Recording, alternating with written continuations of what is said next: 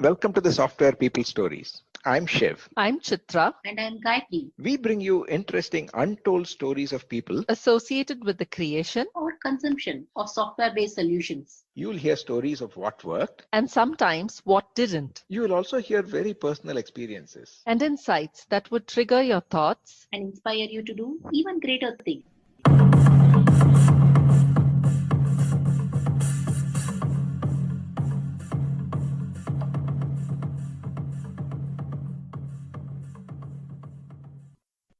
Today, my guest is Mani Ratnam, Senior Vice President at Strategic Education Inc. In this conversation, Mani shares his thoughts and experience related to the transition from being a techie to someone visualizing and creating a larger impact, and how wanting to take ownership of the impact helped him in this transition over time. He also talks about using data-driven experimentation-based approaches in solving problems, and while using some formal models such as lean thinking, Six Sigma, etc., it is also about understanding the user personas and their challenges when designing the key value propositions for the company. And while using data, why that alone is not sufficient to make decisions. His views on delivering knowledge not just in time but also just enough as needed at the moment. We go on to talk about the significance of a culture of innovation and how to encourage teams to take risks, how to help the new team members think team results before individual contributions. And finally, he shares his thoughts on work-life balance and his perspective on the future of IT as a career option and what he has learned in his own career. Listen on. Welcome to Software People Stories, Mani. Thank you, Shiv. It's a great honor to be here. I look forward to this conversation. As we normally do, we start with the guest introducing oneself because that's always the best rather than me trying to paraphrase what you've done, because you've done so much in your career and a lot of variety. It's probably best if you could describe and then we can take our conversation forward from there. I'm glad to. Thank you, Shiv.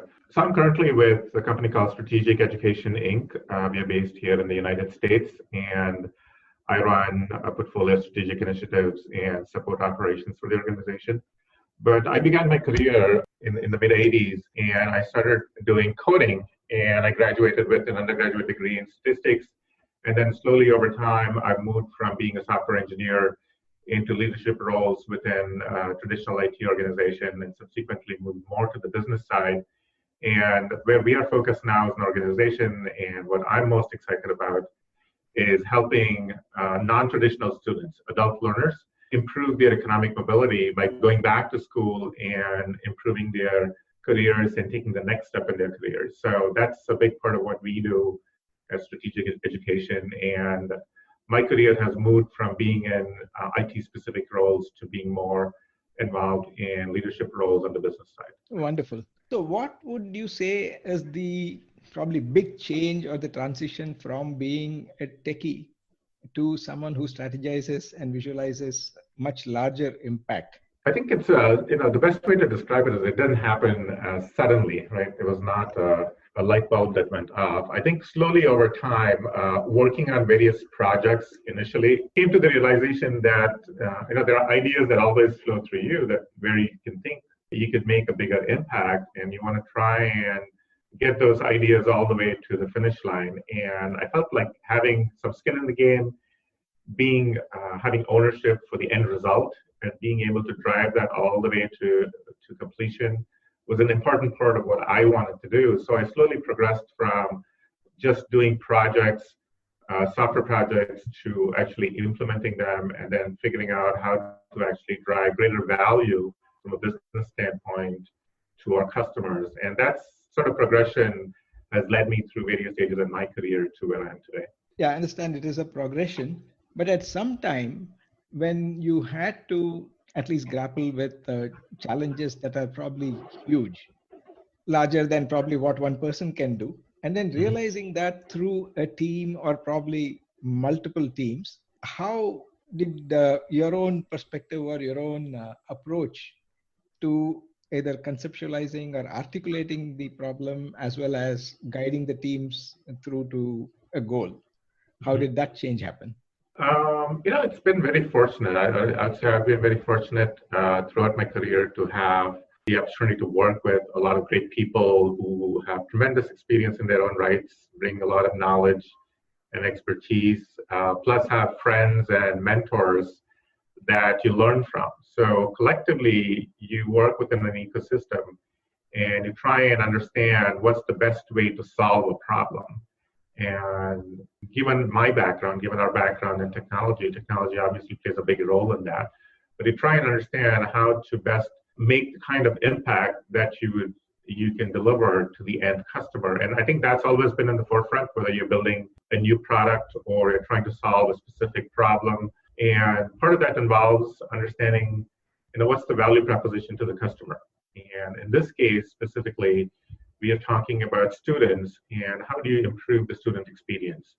And how do you make sure that we are retaining students and students don't drop out for reasons that could be easily avoided, and creating the kinds of opportunities for adult students to go back to school, leveraging all the capabilities that technology can provide.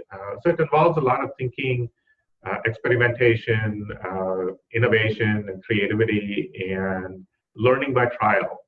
Failing often, and then trying to learn how you can do it better. Yeah, this approach of experimenting, learning that you mentioned, is that something that is built on any of the popular models, or is that something that was homegrown over time?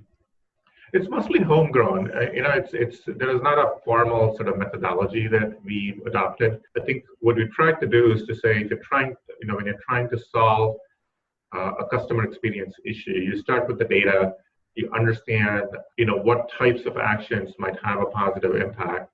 And then you start small. So you make a change, you study the change and the effects of the change and see if it makes an impact or not. And then you, based on the assessment, you may pivot and change your approach, or you may decide that you want to scale and then continue to expand the actions that you're taking, right? So it's basically a process of trying something, experimenting, learning from it, making sure it's data-driven, and continue to iterate through that process over time till you can achieve the full impact that you're seeking to achieve.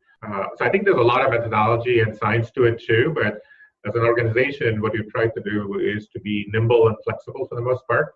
We've leveraged some aspects of lean thinking, Six Sigma, formal sort of assessment of data and calculation rigor to inform the process, but for the most part, it's been sort of homegrown. Interesting. Continuing on that, you also mentioned how do you reduce dropouts when you talked about that you are doing. And when you are dealing with students probably coming with different demographies, different probably priorities or other constraints and distractions that they have, how do you do that using data? Or are there other things also that you consider or you need to consider beyond data, something that may not be always quantifiable or measurable? Mm-hmm. Mm-hmm. Yeah, this is a complicated and a big question. We could spend hours talking about this. There's tons of research, probably 30, 40 years of research done on this topic across various institutions, and we've leveraged some of the best thinking over the years to try and inform what we've tried to do. In our case, in a sense, we're dealing largely with non-traditional students. So adults, typically at the undergraduate level, the average age might be in the late 20s. When you look at graduate students who are pursuing master's or doctoral degrees, it's much higher than that. There are lots of forces that would tend to take a student away from school. So even though there's a desire and a commitment to go back to school, there are situations from a life standpoint, could be health-related, family, job, all kinds of pressures that keep the student away from school. And what we try to do is to create an experience where we create the flexibility that students need, adult students. We also provide support services, typically through advising and coaching, and all of the tools that we think will sort of counter the forces that would take the student away from school, so we can try and retain the students and keep them in class. So that's primarily from a delivery model standpoint. The other things that I think Capella and Strayer have done, which is pretty unique within the higher education industry, if you look at almost all programs, they tend to be tied to seat time, meaning you have to spend 3 or 4 years in school to get a degree, and learning is not associated with the amount of time, right? What we've tried to do with one of our product categories called FlexPath, which is pretty intuitive, is we've disconnected learning from seat time.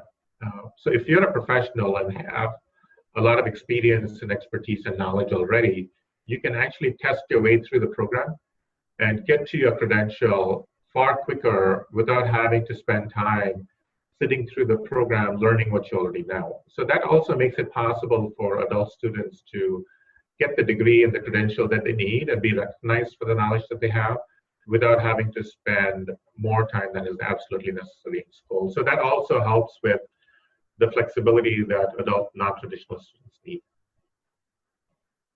Yeah, that's very interesting, because that's one of the things that, at least personally, I have found. If there is a topic that you know, when you are in a cohort, you still have to go through the grind, and sometimes you get bored. Yep. Yeah, that's a very interesting model. So especially in our case, I'll give you a specific example. People in the nursing profession, for example, in the United States, they may get a 2 years associate's degree, become a registered nurse, but then to move up to the next level within their career, they need to get an undergraduate bachelor's degree in nursing. And while they have all of the practical knowledge and training, it still takes them time in the traditional model to get through that undergraduate degree. With the FlexPath option, they can progress through that very, very quickly, which is a huge benefit to the nurses in the profession. I think this is something that has always fascinated me. All this internet and searches and all that have probably shortened the distances, but this actually shortens the time required. That's really very powerful. Yep. Would you be able to share any stories of some of the experiments that worked or that didn't work in a generic manner that others might benefit from? Sure. Yeah, I think one of the things that we use data for, and I think this is an interesting one. The data tells you a little bit of the story, right? So if you have a cohort of students, or you have a specific student that is not progressing or is not attending school, not completing assignments in time, very often you look at the data can actually show you that very easily, right? And we tend to think that at that point, it's very easy for us to intervene and propose a solution, right? So the data is very helpful from that standpoint. What the data doesn't tell you is what's the root cause behind the problem, right? So what it requires is a connection, a human-to-human connection, where the advisor or the coach has to actually sit down with the student and have an open conversation and ask some intrusive questions about what exactly is going on and what kinds of issues and challenges the student is facing. So you have to go through the same process of even first diagnosing the problem, building a connection, empathizing with the student, before you can probably propose any kinds of recommendations or solutions to help the student overcome the hurdles that they may be facing. So that's an area that the data doesn't really help you.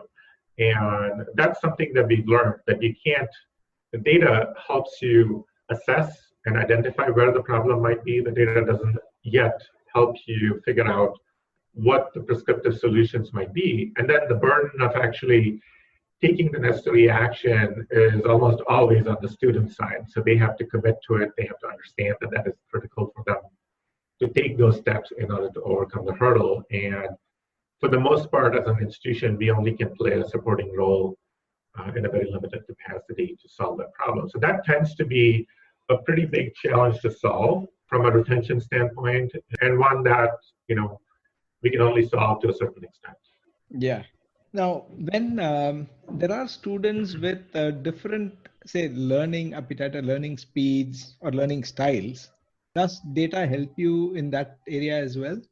Yes, I think so. It's a great question, and I can talk about an experiment that we did a few years ago, which did not turn out to be very successful. So there's a lot of conversation in the higher education industry about adaptive learning and how do you take a student from A to B, and what's the path to go from A to B to ensure that there is mastery of the concepts.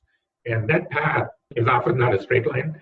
A student may have to go back and relearn some of the basics to go from A to B to be able to understand exactly and get to the finish line. And that path varies from student to student to student. So there are models out there, there are platforms out there that actually enable the creation of content that's appropriate, that would be personalized based on the learning ability, the speed, and the baseline for each individual student. So we actually introduced those models in a couple of our programs to test out the efficacy of the model And even though we had a fairly large number of students within the test, we did not have great experience with the platforms and the implementation and the test itself. We found that it was very complicated, hard to create the content, and in many respects, we did not see the results that we were expecting. So there was a lot of expectation and interest and excitement about experimenting with the adaptive learning concept. The test that we conducted fell short of our expectations in a very significant way. So we, at one point, then decided not to scale that and continue that as we had originally thought that we could. And you're talking about higher education, but do you also have any programs for just skilling or skill training? Like you mentioned, if it was about nursing, do you have those kinds of programs as well? Yes, we do, but majority of our students, I would say, are in degree programs, meaning undergraduate programs or master's, doctoral programs. As a company, Strategic Education also has a couple of businesses that provide software engineering courses to students. We have an institution out in the Bay Area that focuses exclusively on training women in the field of software engineering, and then we also have another boot camp that focuses on providing immersive training in software engineering. And we work extensively with various employers to provide training and resources to their current staff as well. Okay. The reason I asked that was a question that I've had for a long time, which is delivering learning through digital channels. Yeah, we can do it just in time, but can we also do just enough? I mean, whatever is needed in terms of skilling at that point of time, more of problem solving or something, what I need at that time. Is there any work that is happening in that space where, because with so much of sensor technology and the machine learning or the virtual reality and augmented reality and all that, is it possible to deliver something, just in time and just enough for that moment? I think certainly there are lots of examples like that in the industry, where there are smaller companies, organizations trying to deliver learning in many different models, right? So if you think about the future of the workforce, talk a lot about lifelong learning, and getting a degree or a graduate degree is not the end of it. So when your career spans 40 plus years, you're talking about how do you make sure that the workforce can go back through this process and not necessarily have to go back to a traditional school. But have access to information, have access to knowledge, and continue to reskill themselves to be able to progress through probably multiple careers within a lifetime. And I think the technology is evolving in that respect today, and there are various models that will continue to evolve as you think about the needs of the future workforce and what employers expect from their teams as we go forward. Switching tracks a little bit, when you are handling these kinds of problems or problems of this scale or with so much of ambiguity, how do you deal with ambiguity as a leader? I think, as an organization, so when our mission and objective is to figure out how to transform education in the broadest context, right? So that's sort of the problem we are trying to solve. If you think about the traditional classroom and how education has worked, it probably hasn't changed in the last 1,000 years or so. It's the textbook, and then it's the sage on the stage who's giving a lecture, and then you have exams, and then students get a degree. What we're trying to figure out is how do you disrupt that business model and create a system that drives much greater value to the consumer. And it goes back to the previous question that you raised. And I think if you think about the challenges with education and what consumers really want, cost is a big hurdle for many students. Access to education is a big issue for students. And then it's also a question of outcomes. Does getting the degree give you the opportunity to do what you need to do? And does that create a path for you to increase your economic mobility and progress through your careers, right? So we're trying to figure out how to change the business model. And I think there's so much going on within the education industry to do that. Whether you talk about degree credentials, non-degree credentials, training, just-in-time learning, bite-sized learning, lifelong learning. I think each of these ideas are fantastic opportunities to experiment and try. And in many cases, it requires an infusion of capital of some kind to experiment and see what is viable and is there a consumer need for it. how do we make sure that we're creating the right model that's actually going to drive business value that can be monetized? So then that becomes a real idea that can be scaled. So for us as a business, we continue to think about all of these ideas to figure out where we think we as an organization need to be 5 years from now, 10 years from now, and where we should be investing so we can be at the forefront of the industry and drive the greatest value back to the consumer. That's again interesting. This term, business value, is again something that comes up very frequently when I talk to CIOs or CTOs, where they say, "What is the value delivered?" And many teams also kind of grapple with that. So, what would be your approach of articulating the business value delivered by IT? In my mind, I don't sort of separate the business from IT. I think the way I tend to think about it is what is the ultimate problem you're trying to solve, and how do you make sure that you capture the value that you're trying to deliver. Now, in many instances, there are projects that we do from 1 year to the next, which is to expand our base capability or just to refresh our technology capabilities and switch from one platform to the other. So those are more sort of the routine technology refresh, upgrade types of initiatives. But in terms of real innovation, trying to experiment with new ideas, develop some capabilities that may be unique or different to see how they gain any kind of traction in the marketplace. You have to look at it as one complete solution to say, if we did this, do we think it's going to make an impact? Is it going to actually drive value back to the customer? And if so, is it significant? And there's no separation there between, what is technology and what's business. It's all one and the same. And the important question is, what did we learn from the process? So if you try 10 different ideas, if one or two of them stick, then you probably learned a lot as you go through that process. And ultimately, I think it comes down to the culture and the talent that you have within the organization. If you're able to create a culture of agility and innovation and increase your adaptability to change, I think that the right ideas will gain traction eventually and be able to create value for the organization and for all of your customers as well. Yeah, that was actually running in my mind as well when you mentioned culture, is how do you promote or encourage this culture of innovation and people taking risks? When you said that now you try a lot of experiments and some of them might fail, but you learn from them. How do you encourage your teams to actually go and take risks and be? I think it starts from the top, right? So you need to have a high tolerance for failure, meaning, we in years past, I know, we'd always track projects and we'd say, what's your project budget? When are you going to deliver? And you had to hit your timelines and deadlines, and you would manage your scope and your resources very tightly. And then we'd come back and say 75% of your projects take longer to deliver and they go beyond the original budget. And how do we make the process work better, right? That seemed to be the greatest focus. Now, while that is still important, you want to try and manage initiatives very tightly and deliver. I think that there is also a need to have greater tolerance for risk taking, right? So you want to be quick. You don't want to necessarily strive for perfection in every single case.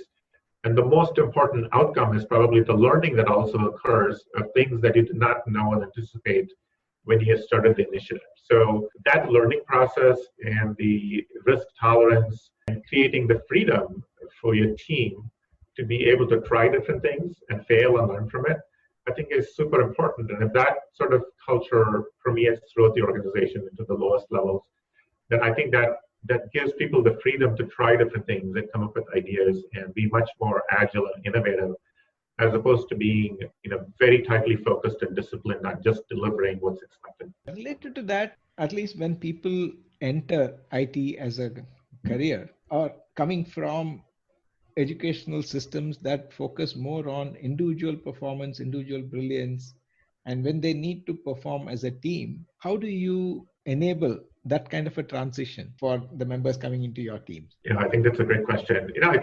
We tend to, oftentimes, it's quite challenging. We tend to reward individual performance, and it's a question of how do you make sure that when you work together with various functions, various team members across, even in a large company, how do you recognize people and make sure that you have folks who are complementary in terms of skill sets and what value they bring to the table to be able to get to where you want to go. And that's something that we continue to promote internally within the organization. At the end of the day, we try to make sure that recognition is for the team, but there's a balance between how much you recognize individuals, knowing that talent is always useful, and there's always a war for talent in the industry, and you're striving to get the best talent and hire the best talent, so you can always be ahead of where you need to be. I don't know whether it is what drives it, but the terms that are normally used for people in IT as geeks or nerds. Yeah. What's your take on this whole concept of work-life balance in the IT industry? I think IT or non-IT, we all have the same set of challenges. I think it comes back to what I try to do personally is when you have a complex initiative or a problem you're trying to solve, is how do you create a team that is going to be successful and effective at delivering the solution? And do you have the right mix of talent, skills, expertise, knowledge? And do you set realistic goals to encourage the team to be creative and innovative? And if you create the right kind of environment that's going to foster teamwork and creativity, then this issue of being burnt out or small portion of the team bearing the brunt of the work or not having a realistic plan as to what you want to achieve and how you achieve it tends to be less of an issue, right? You don't want to let, and typically we try, even though many projects have strict timelines and deadlines and commitments, we try to organize things in a way that doesn't become the primary focus and objective, right? Mm-hmm. What you want to do is, so if I set out to solve a business problem, and I think that, okay, I might solve this problem in 6 months, but if I don't solve the problem in 6 months, that's not necessarily failure, right? I may still have learned a lot of things. I know that eventually I'm going to get it right. So I'm not going to give up. I'm going to iterate through this process. And perhaps a year from now, I'm going to be in a much better situation than where I am today. So I do have the flexibility. And I think we should be thinking about projects and initiatives and solving complex challenges. So it's not necessarily time bound, but it's trying to learn through the process and get to the best end state that you would desire. What has been the biggest challenge that you face in building teams that need to be innovative? Was there a challenge where some older mindsets, when you said either because of comfort feel or because they wanted something to look good on their resumes probably, and they didn't want to change? And how have you been able to address those kinds of challenges to bring a more cohesive team that is innovative? Yeah, I think driving any kind of transformational change across a business has many different dimensions to the challenge, right? So it's changing existing mindsets, it's trying to get people to think outside the box, to say what is possible and changing the way you work, and not just incremental change. Sometimes you even question, is this really valuable? Is this driving value back to the customer? Why do we need to do it? And can we think of just alternate ways of doing it or not doing it at all? Or what would drive greater value to the customer? So rethinking processes, rethinking the value stream in its totality before you get down to actual solution development, and approaching the problem with the customer in mind, I think is always the first hurdle that you run into. And from there on, it tends to become an execution challenge, right? So it's if you have large teams, keeping people informed, communicating regularly, making sure you reinforce what the key objectives and drivers and goals are. So you stay focused on the objective, not being, like I said, too focused on time, but focus more on quality and the end state that you're trying to achieve, knowing that that's where you want to be. And at the end of the day, if you iterate through the process, you are going to be successful, as opposed to focusing on just immediate milestones along the way. That's always challenging with big, complex initiatives where you're trying to transform a line of business or a big part of the organization. I didn't realize that we've covered a lot of ground in the last few minutes. There's one question that I would normally like to get our guest perspectives is any advice you have for somebody who's considering getting into IT? Because on one hand, people say that there are so many things happening, and on the other hand, they said, no, it's all going to be automated. There is no future for IT as a career. Mhm. Yeah, I think if you go back to 30 or 40 years ago, the change in the technology, the use of technology, and how ubiquitous it has become. So you can't imagine what life would be today, 30 or 40 years ago. And I think 10 years from now, 20 years from now, I think it's going to be dramatically different than what it is today and what many of us could foresee. So that grounding in technology and education in technology is, I think, super critical for everybody to one extent or another. And I think there's so much opportunity within every industry to try and understand how you can build better products or deliver better services and capabilities to consumers and transform business models and delivery models. That I think it's a very interesting field to be in, and I couldn't encourage anyone more to get into this particular field and understand how you can create greater value. And it's for me personally, it's been a hugely enriching opportunity to go from my beginning as a software engineer and to get to where I'm at on the business side. And I continue to learn more every single day. And even though I've changed sort of my career trajectory, what gets me most excited is to play a small part in trying to understand and figure out how to transform what the system of education might look like in the future, and have the opportunity to try different things out and see if you can make a bigger impact to society as a whole and to the lives of other people. That's wonderful, Mani. And very inspiring that it is not just about writing code, but the transformation that you're bringing in for a sector, not even one organization. It seems to be kind of mind-boggling or a little overwhelming, but I guess what you've done is definitely very, very impressive. That's about the time. Yeah. Thanks a lot, Mani, for taking the time to share your perspective. Oh, sure. There are some more questions that come up. Maybe we'll catch up on another conversation later. Yeah, that sounds great. And, thanks once again for getting up so early in winter and making the time for this. Oh, no problem at all. The pleasure is entirely mine. I hope this was useful to share. If you need anything from me, feel free to reach out. And I really want to thank you and Zafar for the opportunity to be here today. And please pass on my regards to Zafar and say hi from me. And I'm sure we'll be in touch. Yeah, definitely. Thanks, Mani.